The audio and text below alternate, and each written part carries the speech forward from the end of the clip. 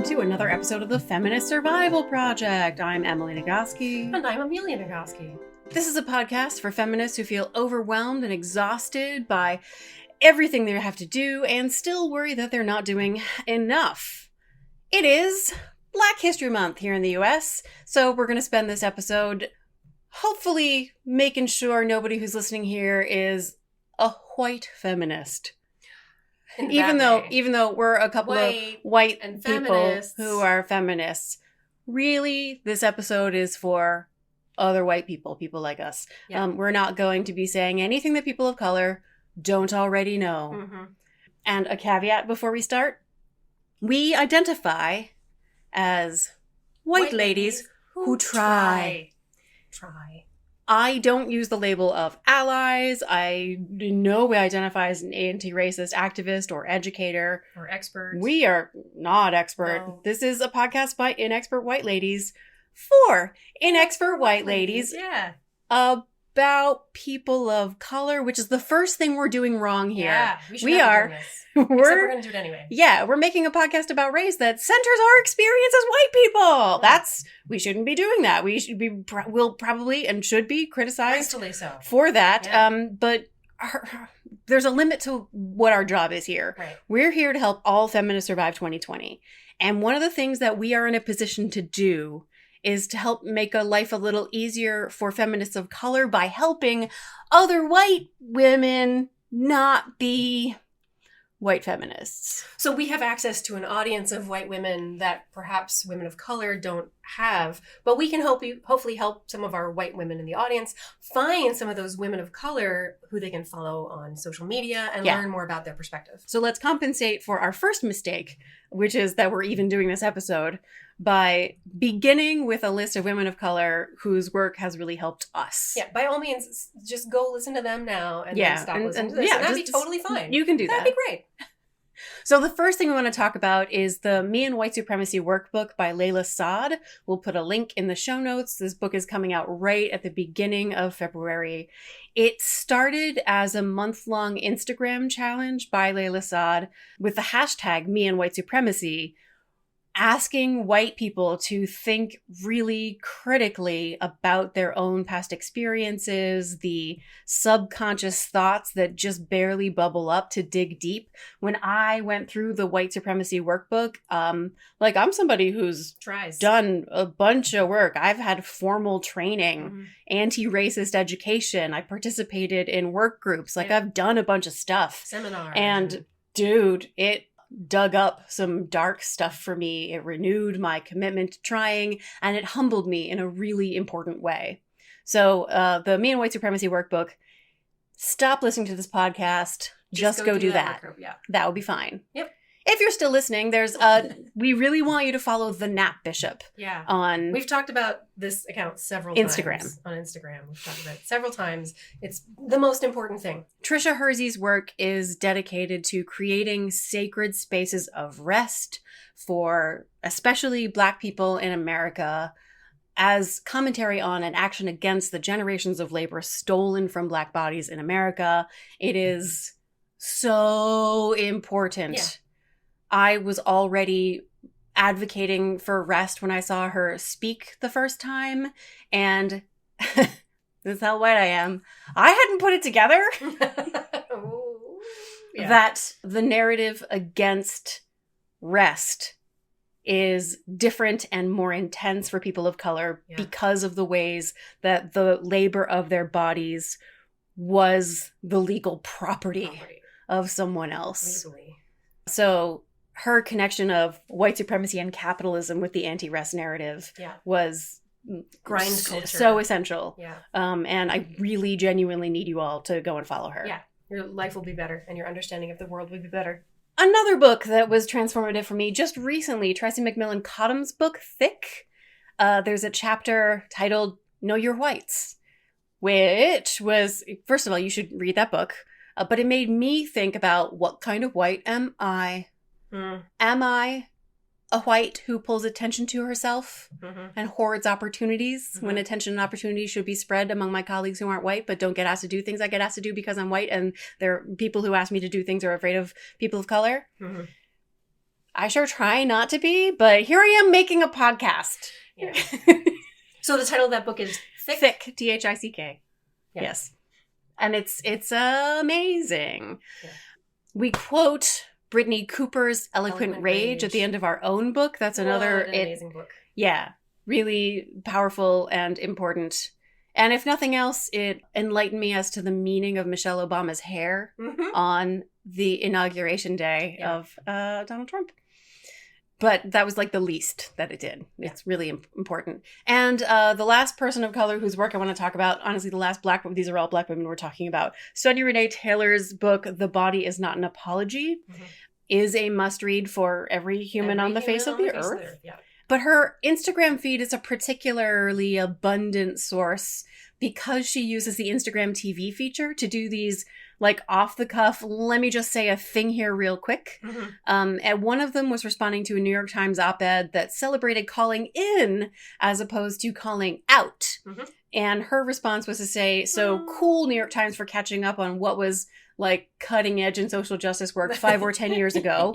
Welcome. Welcome, New York Times. But how about we get past both calling out and calling in? Calling out is when you're judgmentally saying you did this thing wrong. You did a thing wrong. You got to do it different. Yeah. Calling in is saying you did a thing wrong. I'm here to help you do better, which requires a whole lot of labor from the person who's doing the calling in. And she says, so why would anyone do that? It's a huge investment. And what if we also have the opportunity to call on?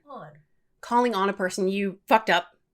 I'm calling on you to do what it takes to do better in the future. It doesn't require labor on the part of the person who's calling on, and it doesn't have the like, I'm calling you out, judgmental, you did it wrong.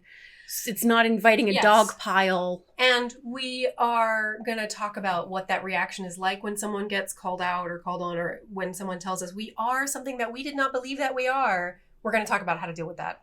Another really important thing that Sonia Renee Taylor talked about on her Instagram is how white trauma becomes white violence. Exactly. So healing from our own personal trauma is anti-racist work. Yes. If you're a white lady. Back in our trauma episode, Amelia's song said it's incredibly valuable and important that you're taming that lion in your wardrobe. Wow, you remember the tune.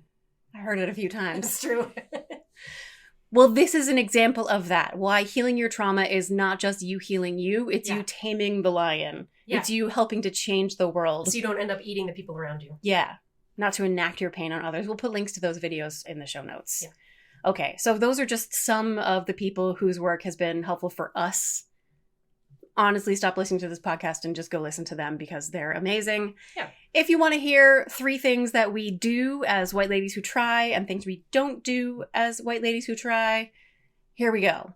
Our main function, if there's anything valuable in this, is to show the ways that we continue to try. Even though we are flawed and imperfect. Just trying. And we'll continue to fuck up on a pretty regular basis and continue to get better and do better every time. Yeah.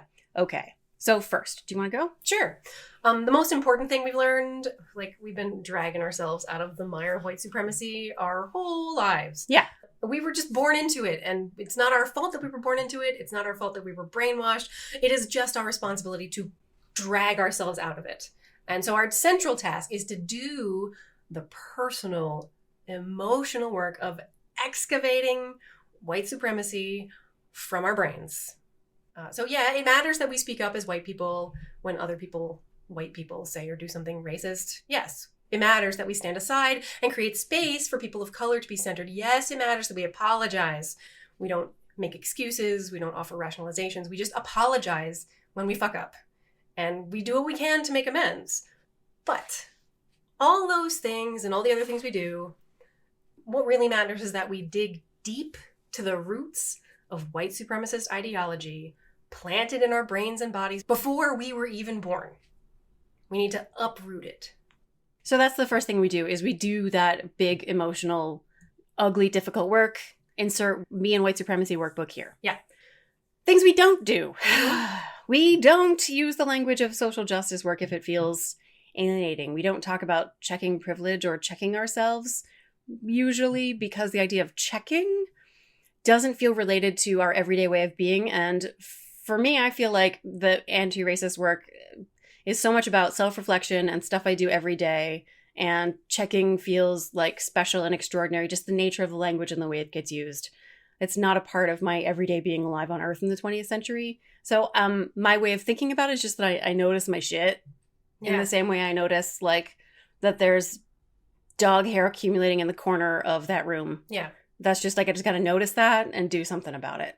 Yeah. That's the kind of work that conductors do all the time, of monitoring our reactions to situations and noticing how an emotion in a room is elevating or triggering an emotion from us. And should we be acting on that? Or is that maybe some kind of bullshit that we're actually engaging in? Instead, just understanding that it happens in a larger context and that it could be extremely harmful to the people of color around us, and adding that into our awareness of ourselves and our interactions with the universe. It's funny, being trained as a counselor is the same thing. Mm-hmm. Yeah. The second important thing that we do after doing the personal emotional excavation is we do something. And something is anything that is not nothing. Maybe the most obvious something that a white person can do is to notice when another white person is being a mess and like go get that person. Go get them, just herd them Just back into like clean up in aisle 5. Mm-hmm.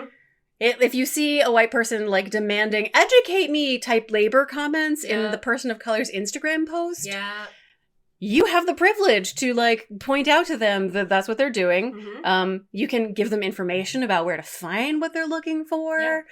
But no person of color owes any white person free education, even if that person is an anti-racist educator on the internet. Mm-hmm. Like, it's still work that they should not have to do. We should be doing it for each other.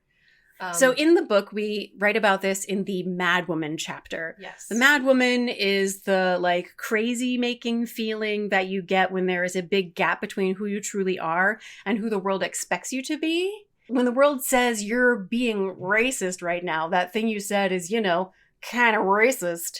The Mad Woman flares up because it's a bad thing to be racist. It's her job to manage the gap. Yeah. And you've just pointed out there's a gap, so you're going to trigger that mad woman. She's going to be like, and here's my time to shine. And she's only got 2 choices. The problem is either the person who says what you just did was racist, or the problem is you for being racist. And in either, okay, so suppose your Mad Woman flares. Somebody says, so that thing you just said, that was not okay. That was some racism right there. And your Mad Woman goes, no, it wasn't. And it like flares up at that person of color and says that person's being oversensitive and is being the racist for calling me racist. So obviously not okay, right? Or your Mad Woman turns toward you with like, you did this racist thing, and you turn into this mode of self-flagellation and like, I'm so sorry, I have so many feelings, I'm swamped and overcome, and you have to help me, person of color, with all my white feelings are hurt. Yeah. Also not okay. Your feelings are not other people's responsibility. Yeah. And this is where the conversation about white tears comes in. That's what white tears are. It's the Mad Woman. Yes. And it's complicated. I have feelings about this. Is one of the ways that I fall short as a white lady who tries, is that I know we live in a world that dismisses women's uncomfortable feelings, and to suggest that a woman is crying in order to manipulate and control a situation is another way to dismiss a woman's feelings. That's a symptom of systemic sexism. The dismissal of women's emotions. But then again, some white women are doing that. Yeah. Because their feelings are more important than the feelings of the person of color. And because of the nature of white supremacy in the context of misogyny, sometimes we've been taught that the only way for us to have any control of a situation is to cry. Right. And furthermore, the people of color around us have been taught to perceive our tears as a sign that something really bad is happening, and it's their job to fix it or else. Yeah. So you're not wrong when that's your response. No, it's complicated. But it's complicated. What matters is what you do with it. Yeah. Which is to be like, it's really uncomfortable for me to hear that. I'm going to listen when I get corrected. Thank you so much for taking the time and trouble to let me know what it was like for you. Yeah. That's all. That's all it has to be. Yeah. I just go like, have your feelings. But also, if you let your Mad Woman know that being told that something you did was racist is not, in fact, an attack on your identity, it's not going to trigger her.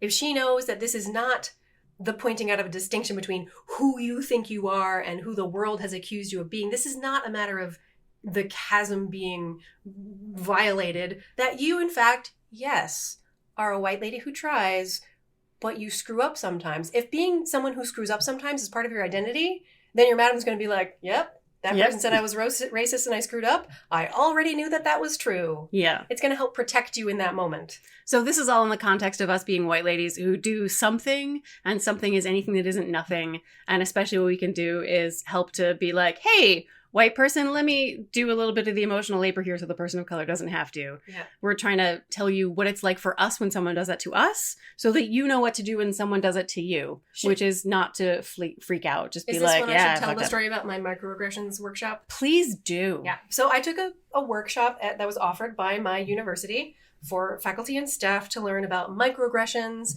and how not to commit microaggressions against your students or your coworkers.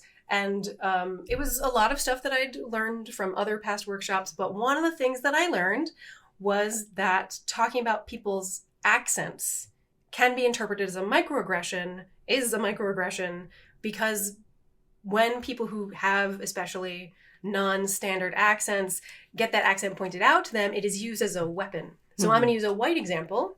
My husband had a Southern accent most of his life, and he got teased out of him. So he gave up his accent, changed his accent so that he could fit in with the people around him. And he hated when people used his accent against him.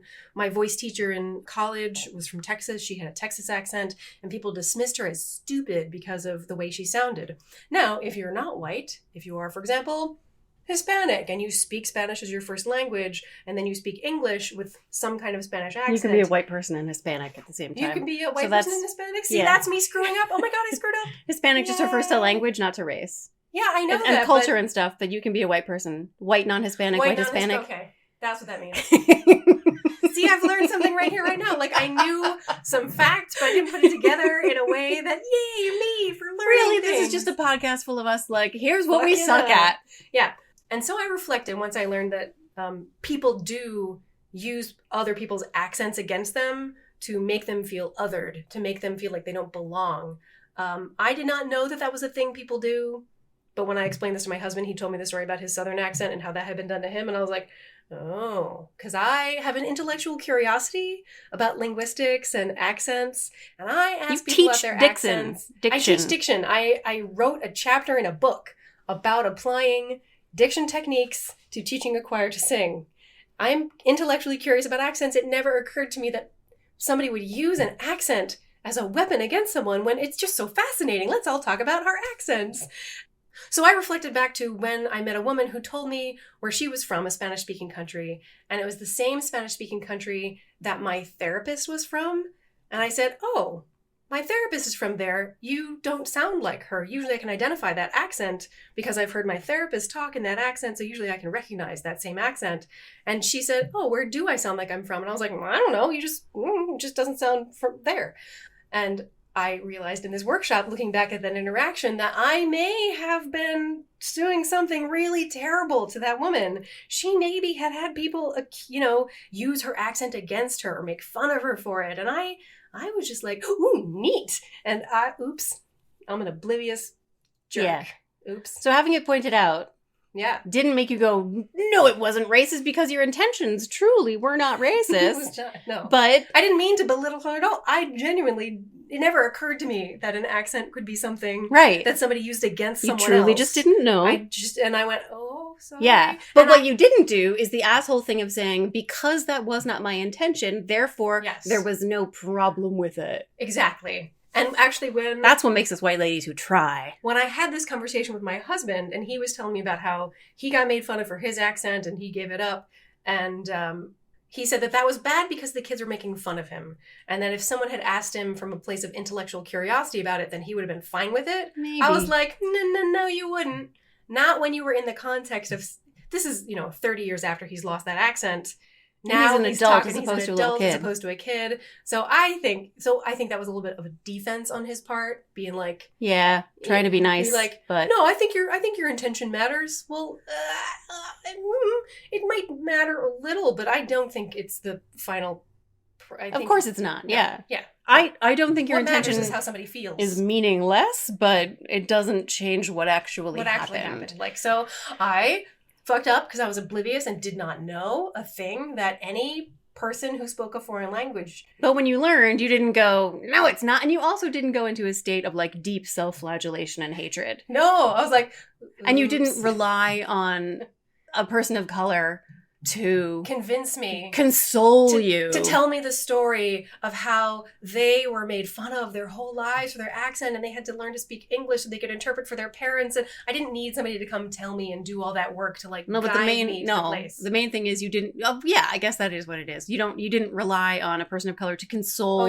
your hurt white feelings. It's okay. I understand you were just intellectually curious about language. Right? Yeah, you didn't. No, they didn't. No. Make somebody like absorb their pain for you. No. I did go tell my husband about it, and like he tried to console me, so I didn't just deal with it by myself. But dude, we have to help each other because we're not asking. My husband's another white dude, and he helped me through. Like he took over the labor that I did not require a person of color to do. So first, the first things we do are we do the emotional work. 2, we do something when we notice things happening, and we know how to respond as white people who get corrected. Yeah. The first thing I don't ask people about their accents anymore. Yeah.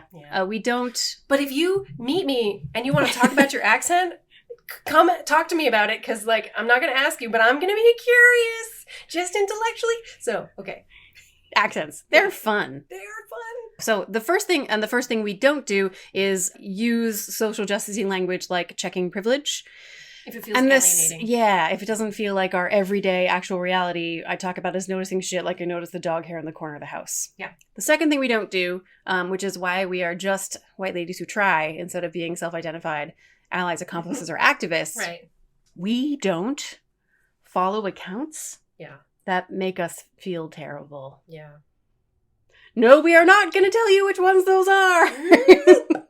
But there are some anti-racist educators whose social media presence... Yeah. Is... I mean, like, when I follow them, every post just makes me feel helpless. Yeah. Like, everything I do is wrong, and there's no way to be a white lady without being a capital P problem. Yeah. I don't think that's what those accounts are for. No, it's not. I'm 100% sure it's not. I don't think those accounts are for the white ladies who try.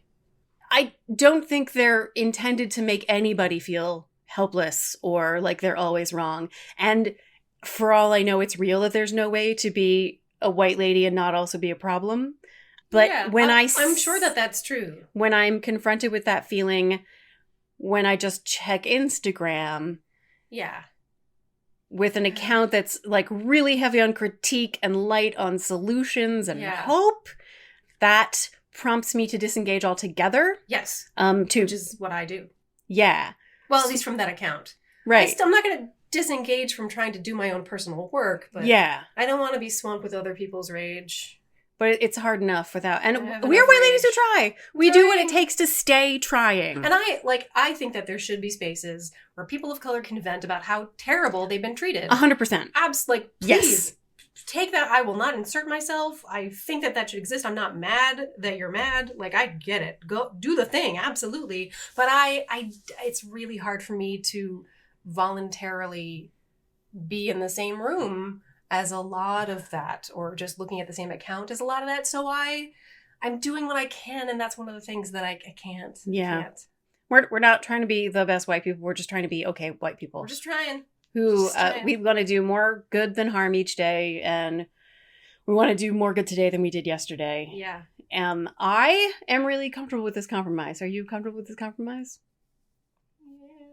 No, you're not. Look at that. No. You're clearly not, but you do it anyway. I have to. Yeah. I mean, I really want to stay engaged with the communities that are talking about what the problems are, so that I can stay connected, so that I'm informed, so I don't fuck up as much. I want to know what the fuck ups are before I make them. Like, please tell me what they are. But man, there's only so much I can do. Yeah. I already have a lot of other shit to work on. So the third, as anyone who's listened to multiple episodes knows, we do not do this because we're awesome at it. We do it because we're working really hard. Yeah. But even though one of the things we do is we don't follow the accounts, we don't do is not follow the accounts that make us feel terrible. We do, this is the number 3 thing that we do. It's a tiny, easy thing that anyone can do. Yeah. And everyone should do. Yeah. Diversify your social media feeds. Yes. Do a literal count. Yeah. Of how many people you follow who are white or not white. Yeah.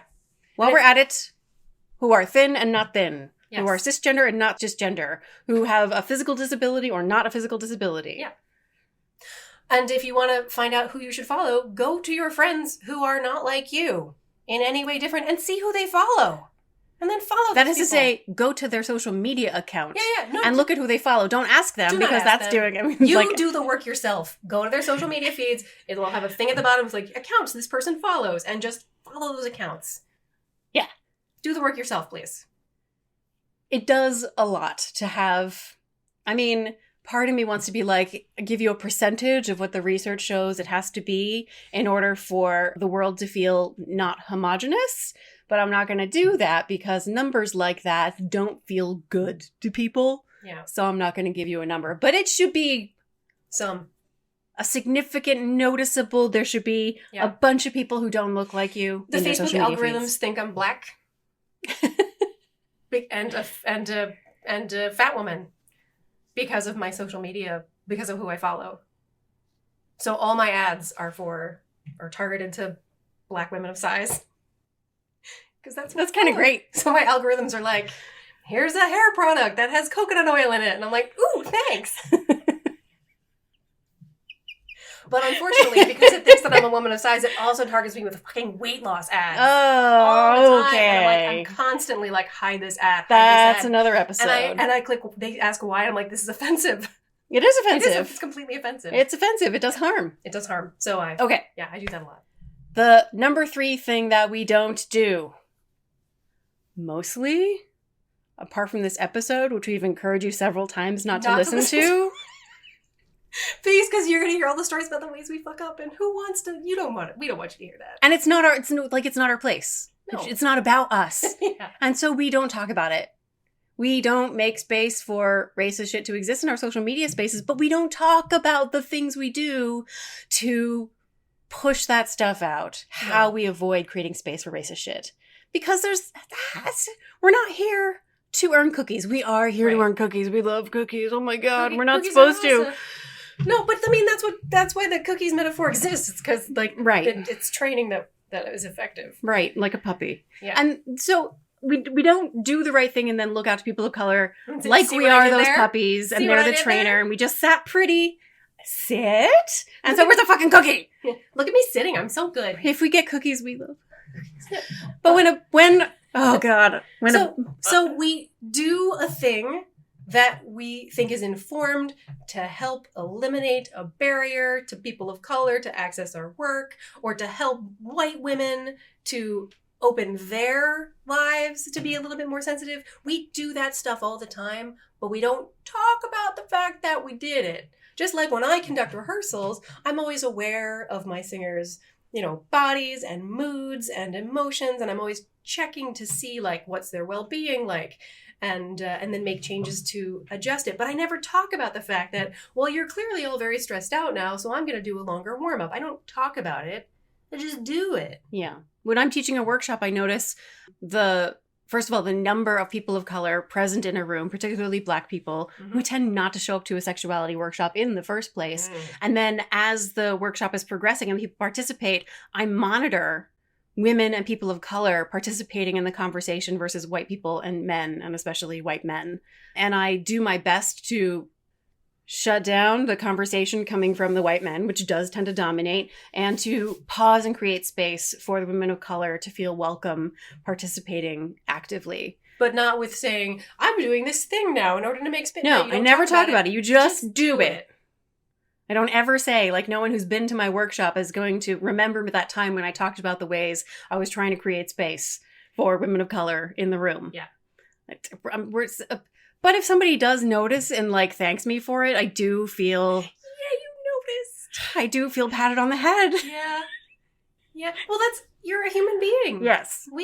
I enjoy being praised when I do a good thing. Look, we don't like getting our feet shocked, and we want to go to the feeder and get the sugar cube or whatever the little research behavior things are. Research modification is a thing because it works. So, like, you praise somebody for doing something good, and they like it. Yeah. So, and those are okay. It's okay to like praise. 3 things we do, and 3 things we... You just don't demand it of anyone, and you don't make it a condition that you're not going to do this unless you get praised. You're going to do it because it's the right thing to do, and if you also get a cookie, yay. But it's not mandatory. Nobody owes anybody cookies for being aware of the fact that racism is real. And when it happens in real life, I do actually feel awkward. Like, in the start of my sexuality talks, I often pause and say, Black Lives Matter, Black sexuality matters. I talk about the ways that there are health disparities between Black women in America and white women in America, and the responsibilities that sex educators, therapists, and researchers have to begin closing that disparity. And sometimes someone will come up and thank me afterward. Like, and it's hard to know, like, I'm just doing... not nothing. Yeah. Like I'm trying to I'm a white lady who tries. Yeah. I'm taking whatever opportunity I have to do something that isn't nothing. Like they're thanking you for wearing pants. Right. Like I'm just trying to help the world out. This just feels like the thing you should do. Yeah. Yeah. So I would like to conclude by talking about, this is Emily, I was an enthusiastic supporter of Hillary Clinton, however you feel about her. And I stayed skeptical the whole time about Hillary winning. My therapist had to try to reassure me and not to worry, blah, blah, blah. But I wasn't worried about the race part. I was worried because she was a woman. Yeah. It took seeing the honest breakdown of who voted for Trump, and it's 47% of white women, which is not 53% reported in the exit polls, but it is in the initial poll. But it is still and updated. It's 47%, which is way too many. It's still too many. It's not a literal majority, but oh my god, it's way too many. It's close enough. Yeah, and that number, the shocking understanding that almost half of white people women, like me voted for that. For a confessed sexual predator. It showed me... admitted sexual predator. That given the choice between supporting their gender and supporting their race, many white women chose to support their privileged whiteness over their marginalized womanhood. And there are 0 women of color who were surprised by that. Right. It was just you and me and our whiteness being like, what? Yeah. I mean, I was frankly like, it's the woman part is plenty. Yeah. And it was adding the race part that made it like, oh. Yeah. So that is the kind of white I am. Yep.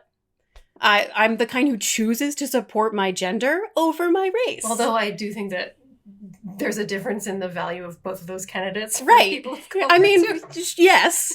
And I'm also the kind of white woman who's ready to throw my race under the bus if it makes creating space for somebody else's race. 100%. So Black people often talk about being their ancestors' wildest dreams. Yeah. And I am my ancestors' worst fucking nightmare. And I hold that as a point of pride. Yep. What kind of white are you? So that's our very awkward and uncomfortable episode about racism.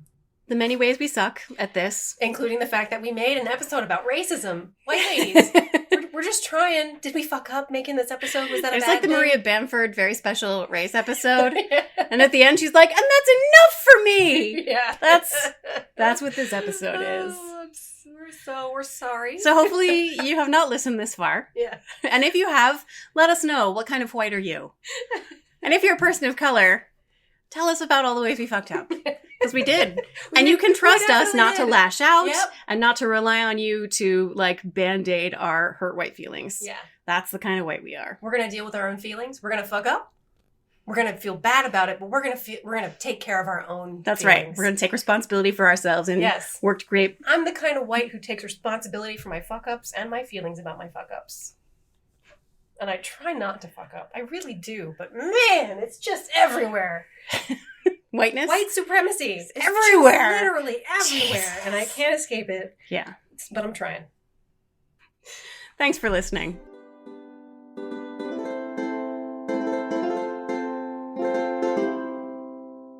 Really, this is just a podcast full of us here's what we suck at.